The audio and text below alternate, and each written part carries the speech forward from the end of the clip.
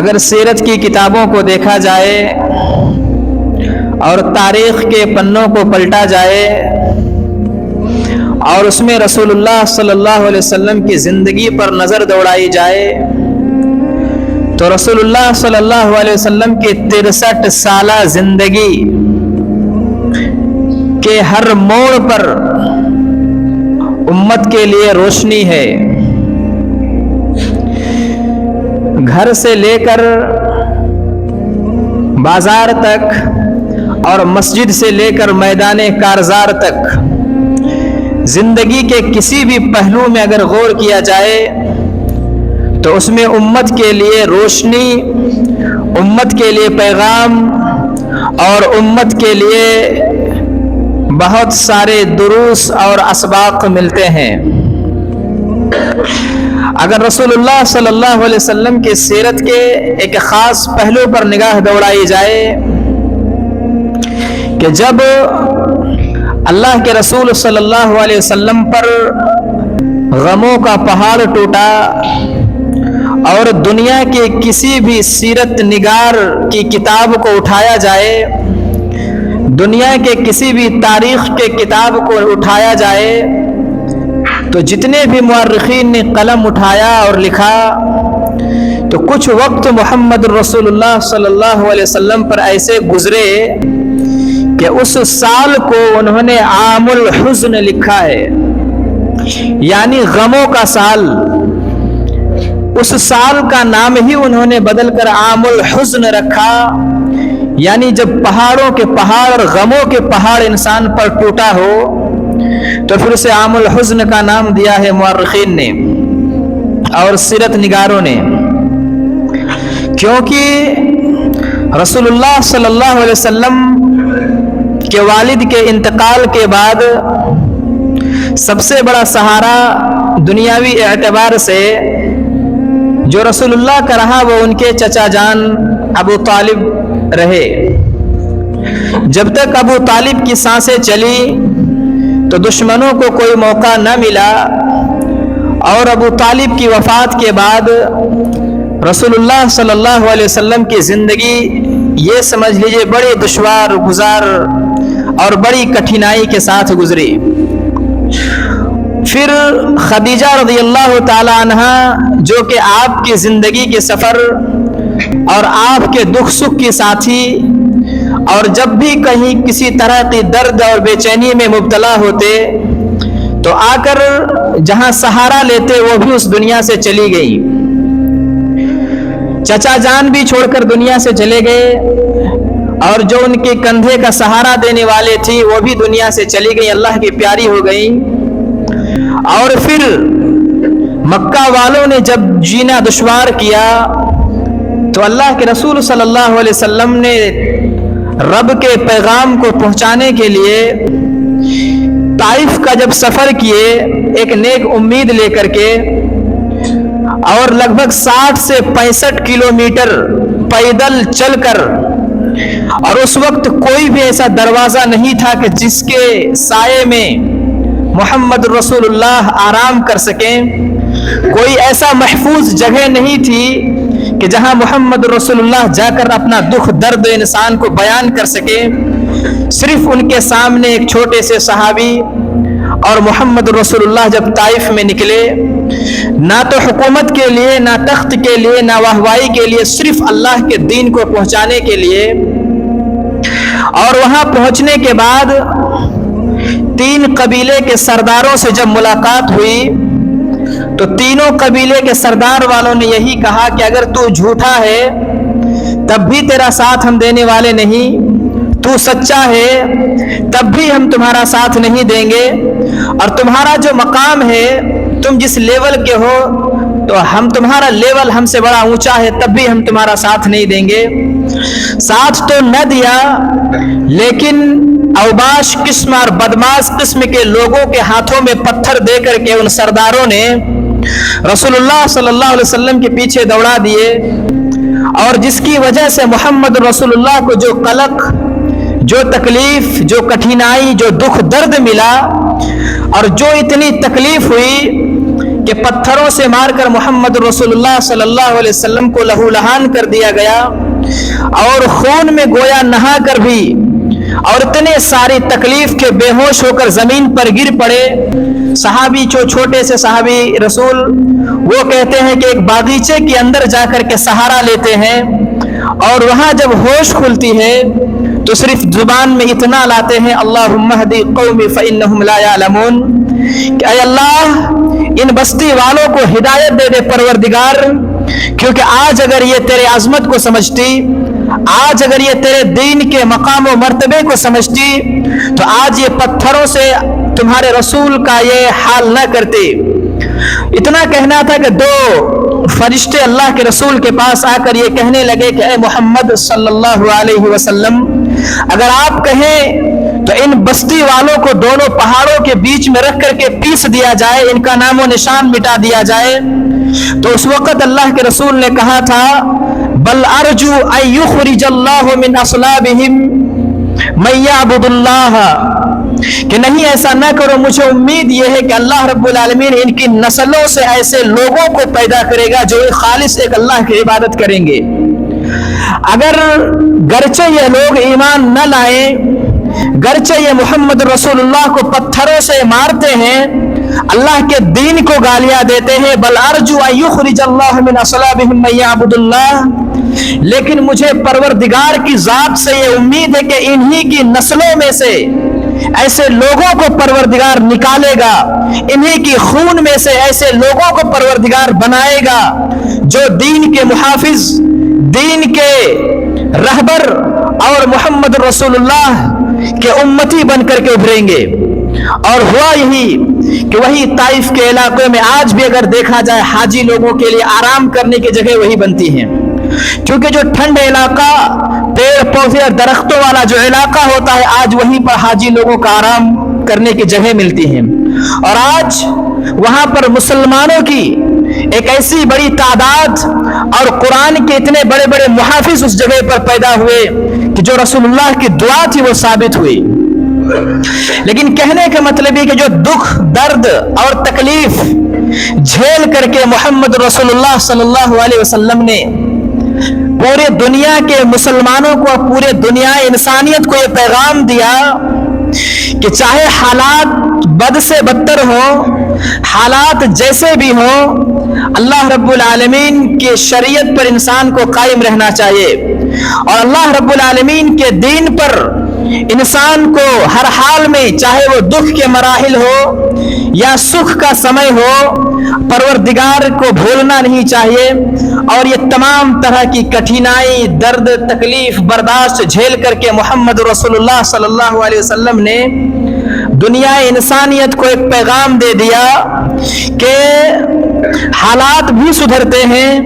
حالات بھی بدلتے ہیں، اور ایمان میں اگر انسان ڈٹا رہے تو صحیح معنی میں وہی کامیاب ہے. اسی وجہ سے رفتہ رفتہ دھیرے دھیرے لوگ آتے گئے، ایک اور بہت بڑی جماعت اور مسلمانوں کی ایک لمبی تعداد جو دائرہ اسلام میں داخل ہوئی. اور اسی طائف کے واقعے کو ذکر کرتے ہوئے علماء یہ کہتے ہیں کہ کبھی بھی صرف یہ دعا نہیں کرنی چاہیے کہ اللہم اہدنا، کہ اے اللہ ہمیں ہدایت دے دے، بلکہ علماء کہتے ہیں کہ دعا ہمیشہ یہ کرنی چاہیے کہ اللہم اہدنا واہدی بنا، کہ اے اللہ ہمیں تو ہدایت دے اور ہمارے ساتھ اور ہمارے ذریعے دوسروں کو بھی ہدایت دے. جس دعا کو محمد رسول اللہ صلی اللہ علیہ وسلم نے پوری زندگی اپنی زبان پر جاری رکھا تھا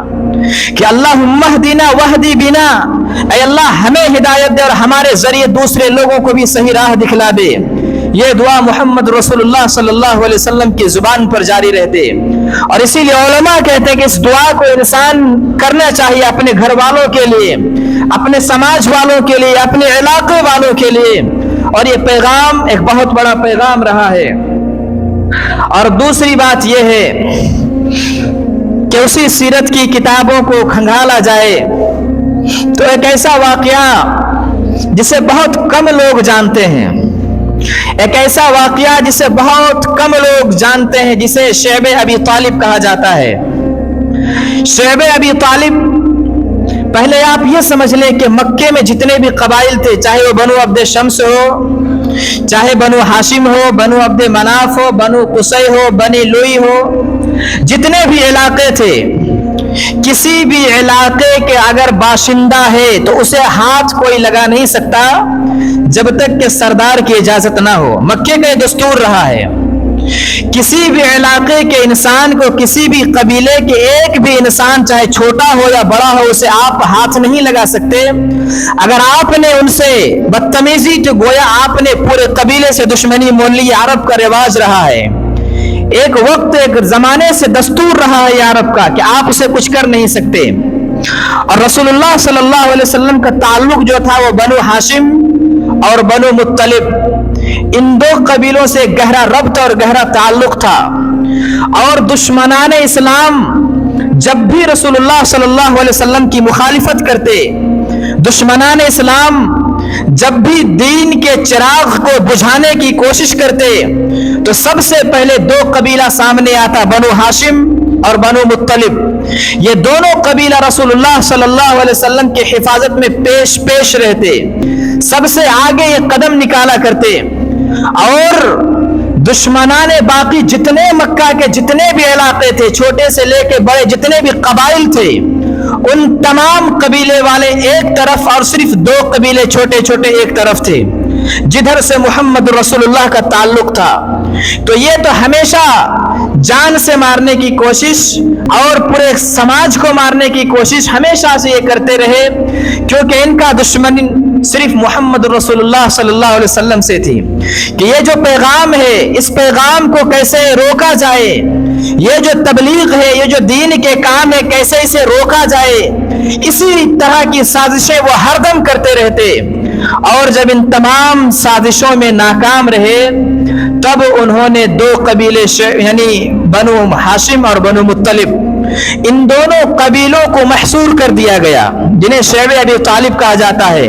यानी इन दोनों कबीलों से ना तो कोई सामान खरीद सकता है, ना बेच सकता है, ना उनसे सामान ले सकता है, ना दे सकता है,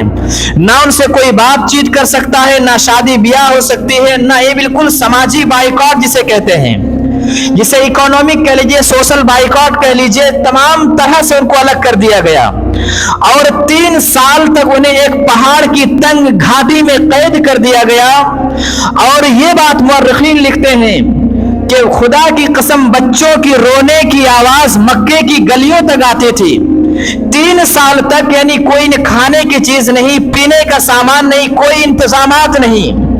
और खुद मोहम्मद रसूलुल्लाह सल्लल्लाहु अलैहि वसल्लम दरख्त के पत्तों को चबाया करते। तो कभी साद नामी सहाबी रसूल कहते कि मैं जिस चमड़ी को भिगो कर मैं चबाया करता, और जो मासूम बच्चे हुआ करते थे वो रोने की आवाज मक्के में गूंजा करती। ये तमाम तरह की 3 साल की जो तकलीफ और 3 साल की जो कठिनाई मोहम्मद रसूलुल्लाह सल्लल्लाहु अलैहि वसल्लम ने झेली, सिर्फ इस बुनियाद पर, सिर्फ इस वजह से कि दीन के काम को रोक दिया जाए जो कुफार चाहते थे। लेकिन उनकी ये तमाम तरह की मनसूबाबंदी, ये तमाम तरह की साजिशें नाकाम। अगर वो दीवार में यह अहदनामा कि कोई खरीद नहीं सकता, कोई सामान से बातचीत नहीं कर सकता, किसी भी, यानी जो तमाम तरह की बाइकाट ये लोग किए हुए थे, और इस कागज को लिख करके दीवार पे, यानी खाना काबा के दीवार पे ये अहदनामा लिख दिया गया था। यानी गोया ये जुल्म था, कानूनी जुल्म था।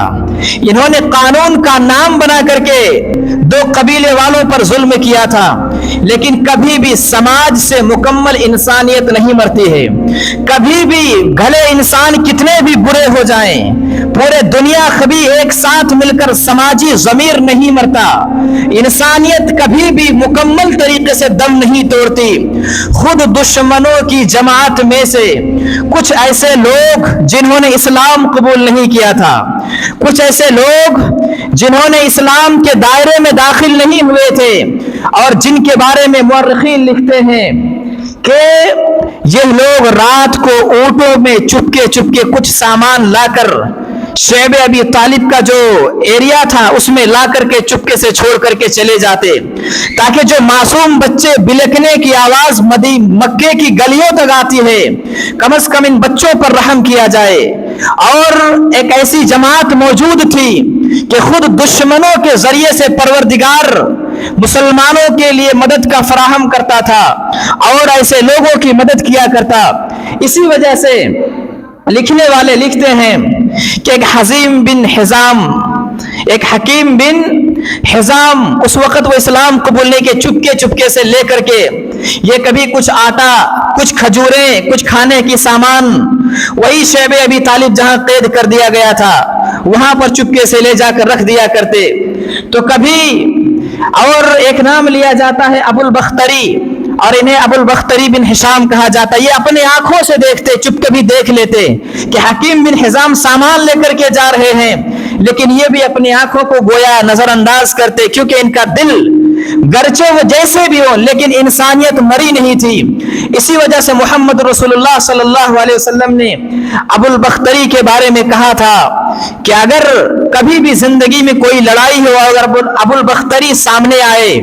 تو ان کے مارنا نہیں، انہیں زندہ چھوڑ دینا. کیونکہ ابو البختری نے جو کارنامہ کیا تھا، مشکل وقت میں جو ساتھ دیا تھا، ایسے حالات میں جب پوری دنیا معصوم بچوں کو مارنے پر تلی ہوئی تھی، ایسے وقت میں جب پوری دنیا سماج کو جلانے پر تلی ہوئی تھی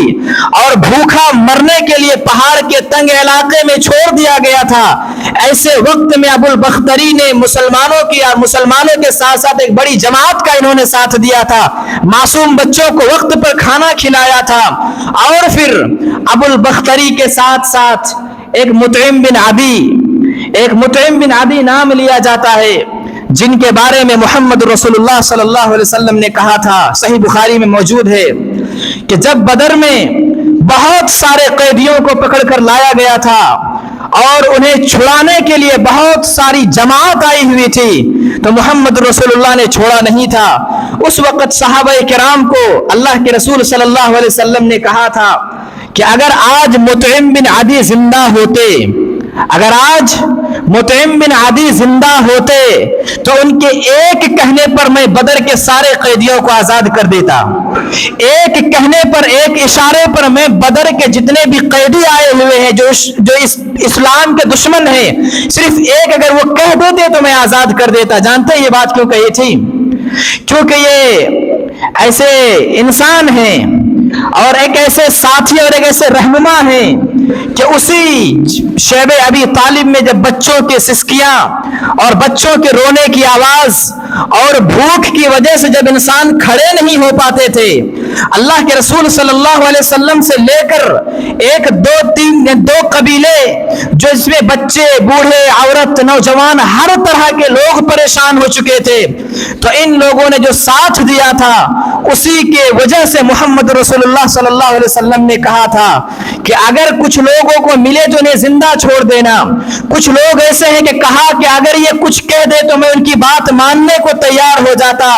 تو کبھی حکیم بن حزام کے بارے میں اتنی فضیلت والی بات محمد رسول اللہ صلی اللہ علیہ وسلم نے کہی، یعنی انسانیت کو سب سے پہلا درجہ اللہ کے رسول صلی اللہ علیہ وسلم نے دیا ہے. جب انسان تمام طرح کی تکالیف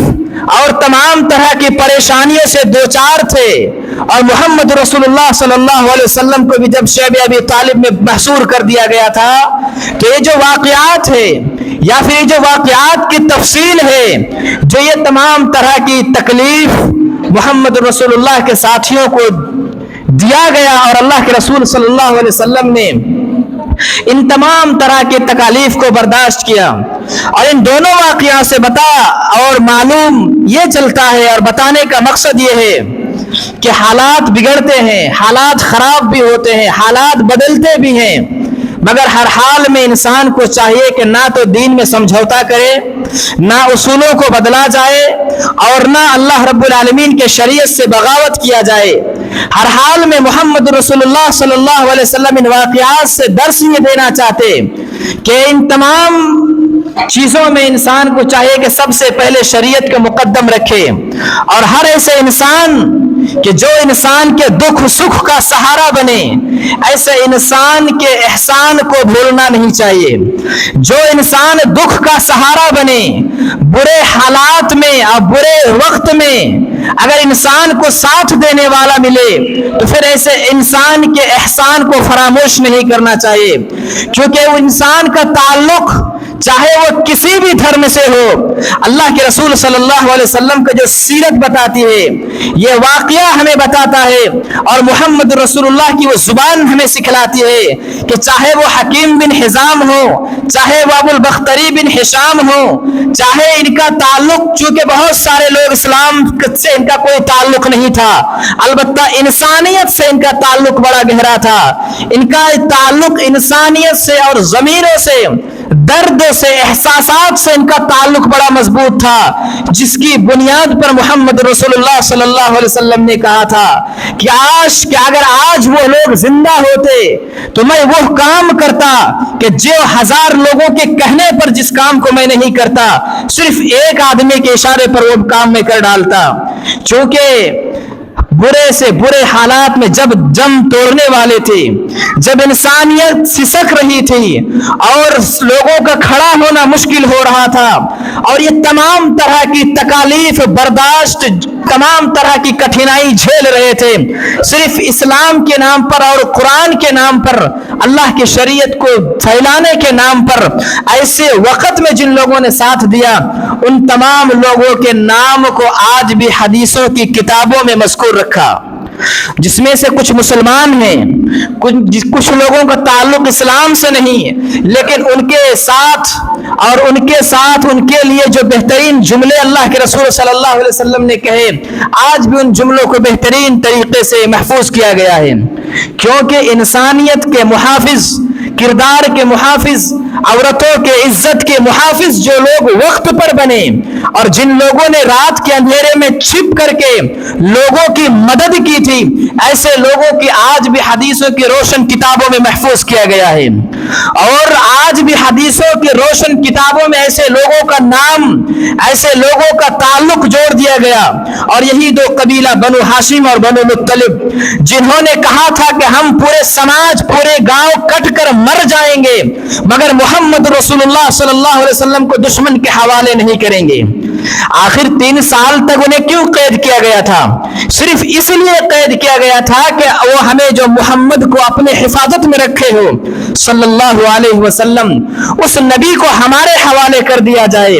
और बनु हाशिम और बनु मुत्तलिब के 2 सरदार और दोनों कबीले वालों ने कहा था कि मर जाएंगे, कट जाएंगे, भूखे मर जाएंगे, मगर जब हमने जुबान दे दी तो हम जुबान से मुकरने वाले नहीं हैं। ये गला कट जाए, बच्चे भूख से मर जाए, बर्दाश्त है,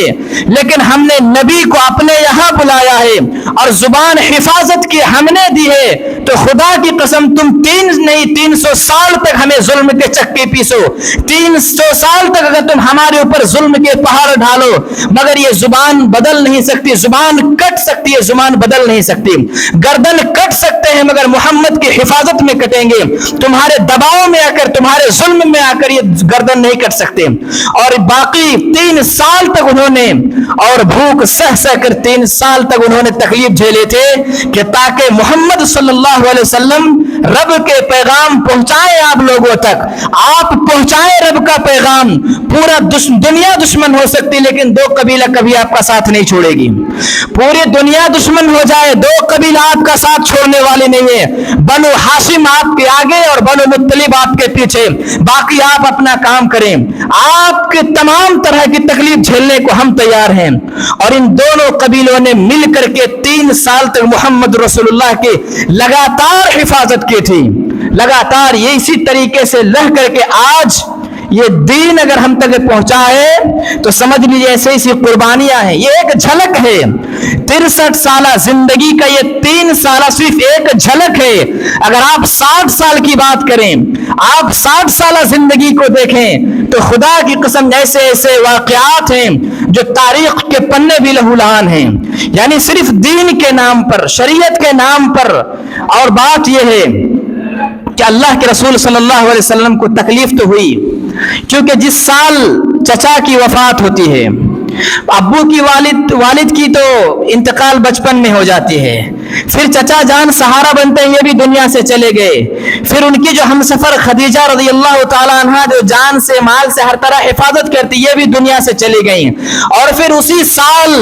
پھر اللہ کی طرف سے حکم ہوتا ہے تبلیغ کے لیے، جب طائف جاتے ہیں تو پھر انہیں پتھر سے مار کر لہو لہان کیا جاتا ہے اور وہاں جا کر بے ہوش کیا جاتا ہے۔ تو یہ تمام تکلیف کو جھیلتے ہوئے کوئی ایک بھی ایسا دروازہ نہیں تھا مکہ میں یا مدینہ میں کہ جس دروازے میں جا کر کے محمد رسول اللہ ایک وقت کا کھانا کھا سکیں۔ کوئی ایک ایسا انسان نہیں تھا جس کے سامنے کھڑے ہو کر کے محمد رسول اللہ اپنا درد بیان کر سکیں۔ اپنے آنکھوں کے سامنے دیکھتے ہیں بچے بلک رہے ہیں، اپنے آنکھوں کی وجہ سے دیکھ رہے ہیں کہ محمد رسول اللہ کی وجہ سے جس جوان جو بڑے بڑے 10 لوگ 20 لوگوں سے لڑنے کو تیار ہو جاتے، وہ کھڑے ہونے کی طاقت نہیں رکھ رہے ہیں، صرف کس وجہ سے کہ محمد کی حفاظت ہو جائے صلی اللہ علیہ وسلم، دین کی حفاظت ہو جائے۔ اور یہ تمام طرح کی قربانیوں کو جھیل کر کے صحیح سلامت آج ہم قرآن کو دیکھ پاتے ہیں اور آج ہم اللہ کے رسول کے حدیث کو بیان کر پاتے ہیں۔ ورنہ آپ کبھی بھی یہ سمجھیں کہ محمد رسول اللہ کو گلاب کے پھول کا ہار بنا کر پیش کیا گیا اور یہ دین ہم تک آ چکا، اتنی آسانی کے ساتھ نہیں آئے یہ لوگوں۔ یہ سیرت کے جو واقعات ہیں، سیرت کے جو پہلو ہیں، ان سیرت کے پہلو اور ان واقعات کو بتانے کا تفصیل یہ ہے کہ تمام طرح سے تکالیف کو، چھوٹے بچے بڑے بوڑھے نوجوان، ان تمام طرح کی قربانیوں کا مقصد ہی تھا کہ صحیح سلامت اللہ کا پیغام لوگوں تک پہنچ جائے۔ صحیح سلامت لوگ اللہم اہدی قومی فإنہم لا یعلمون، کہ اللہ ان سماج والوں کو، قوم والوں کو ہدایت دے دینا تاکہ یہ صحیح چیزوں کا فہم کر سکے، صحیح چیزوں کا ادراک کر سکے، صحیح چیزوں کو جان سکے۔ اسی وجہ سے چاہیے لوگوں کہ ہمیں شریعت میں پلٹنا چاہیے اور شریعت کی طرف آنی چاہیے۔ اور پھر سے وہی بات کہ اگر انسان مضطرب ہو، بے چین ہو، سکون ہو، تو علامہ اقبال کو اسی بات کو یاد کرنی چاہیے کہ انسان کی پیٹھ کا درد مذہب کی دیوار پر ٹیک لگانے سے ہی ملتا ہے۔ جب تک انسان مذہب کی دیوار سے ٹیک نہ لگائے، جب تک شریعت سے نہ جڑے، انسان ایک تو ہر طرح کی بے چینی کا شکار رہتا ہے اور دھیرے دھیرے وہ دین سے بہت دور چلا جاتا ہے، دھیرے دھیرے وہ اسلامی احکامات سے دور چلا جاتا ہے، دھیرے دھیرے انسان کے اندر سے حلال و حرام کی تمیز ختم ہو جاتی ہے اور پھر انسان صحیح غلط کے درمیان فرق نہیں کر پاتا۔ اسی وجہ سے جب تک انسان مذہب کے دیوار کے سائے میں رہتا ہے، مذہب کی دیوار میں ٹیک لگائے رہتا ہے، مذہب اور شریعت سے جڑا رہتا ہے، تب تک انسان کے خیر کچھ بھلا رہتی ہے۔ لیکن اگر انسان دور ہو جائے تو پھر دلوں میں زنگ لگنا شروع ہوتا ہے، اور وہی نقشہ جو قرآن میں کہ ثم قست قلوبکم من بعد ذلک فہی کالحجارہ، کہ انسان کا دل پتھر سے بھی زیادہ سخت ہو جاتا ہے۔ اس وقت نہ قرآن اثر کرتی ہے، نہ حدیث اثر کرتی ہے، نہ بڑے بڑے واقعات اثر کرتے ہیں۔ جب انسان کا دل زنگ آلود ہو جائے تو پھر قرآن اور حدیث ایسے ہی سمجھ لیجئے کہ جیسے پتھر پر پانی برسے اور سب بہہ کر کے نکل جائے، ویسے انسان کے کانوں میں آواز آئے، پھر تمام آوازیں نکل جاتی ہیں، کوئی اثر نہیں کرتا۔ اسی وجہ سے لوگوں چاہیے کہ صحابہ کرام کی ان قربانیوں کو یاد کیا جائے، رسول اللہ صلی اللہ علیہ وسلم کے ان واقعات کو یاد کیا جائے، پڑھا جائے، سنا جائے اور ان سے سبق حاصل کیا جائے، عبرت حاصل کی جائے۔ اور یہ سارے واقعات جو ہیں شیب ابی طالب یا پھر بچوں کی سسکیاں، بچوں کا رونا اور تمام طرح کی قربانی کو اگر دیکھا جائے تو صرف پیغام یہ ہے، صرف کہنے کا خلاصہ اور مطلب یہ ہے کہ انسان شریعت کے سے جڑا ہے، انسان شریعت کی طرف پلٹ آئے، کیونکہ جو سوال کل قیامت کے دن پروردگار اپنے سامنے کھڑا کر کے کرے گا وہ یہی کہ یا ایھا الانسان ما غرک بربک الکریم۔ یہ سوال اللہ رب العالمین کل قیامت کے دن سارے انسانوں سے کرے گا۔ ہر ایسے انسان جو شریعت سے دور ہے، بھٹکا ہوا ہے، گمراہ ہے، ہر ایسے انسان سے کل قیامت کے دن یہ سوال ہوگا یا ایھا الانسان ما غرک بربک الکریم، اے انسان تجھے تیرے کریم رب سے کون سی چیز دور کیے ہوئے تھی، تجھے تیرے کریم رب سے کون سی چیز گمراہ کیے ہوئے تھی، تجھے تیرے شفیق اور مہربان رب سے کون سی چیز دھوکے میں ڈالے ہوئے تھی، کون سی چیز تمہیں قرآن سے دور کیے ہوئے تھی، اللہ کے گھر سے توڑے ہوئے تھی، شریعت سے تمہیں دور کیے ہوئے تھی، کون سی ایسی چیز تھی۔ ہر ایسی چیز انسان کو کل قیامت کے دن بتانی پڑے گی، اور ظاہر سی بات ہے جب ان تمام چیزوں سے دور ہوگا تو پھر سوائے خسران المبین घाटे और नुकसान और रुसवाई के अलावा कुछ हासिल होने वाला नहीं। इसीलिए हमेशा अल्लाह रब्बुल आलमीन से दुआ करें कि अल्लाहुम्मा सब्बित क़ल्बी अला दीनिक, कि अल्लाह हमें तेरे दीन पर साबित कदम रखना। मौला हमारे दिलों को परवरदिगार कुरान से जोड़ करके रखना, तेरे शरीयत से जोड़ करके रखना, और हमें उन तमाम लोगों की तरह न बनाना कि जिन्होंने दीन को खोखला करने की कोशिश की, या जिन्हों के दिलों पर शैतान का वसवसा चढ़ चुका हो, शैतान की चाल चल चुकी हो, ऐसे लोगों से बचाए रखना और ऐसे तमाम लोगों में शामिल न करना कि जिन पर अल्लाह रब्बुल आलमीन की लानत है, फटकार है, अल्लाह का गजब है, अल्लाह रब्बुल आलमीन का गुस्सा है। ऐसे इन तमाम लोगों में हमें शामिल न करना। अल्लाह रब्बुल आलमीन से दुआ है कि परवरदिगार हमें हर तरह के छोटे बड़े गुनाहों से बचाए रखना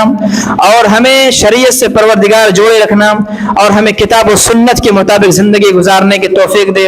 आमीन। तक़ब्बल या रब्बल आलमीन।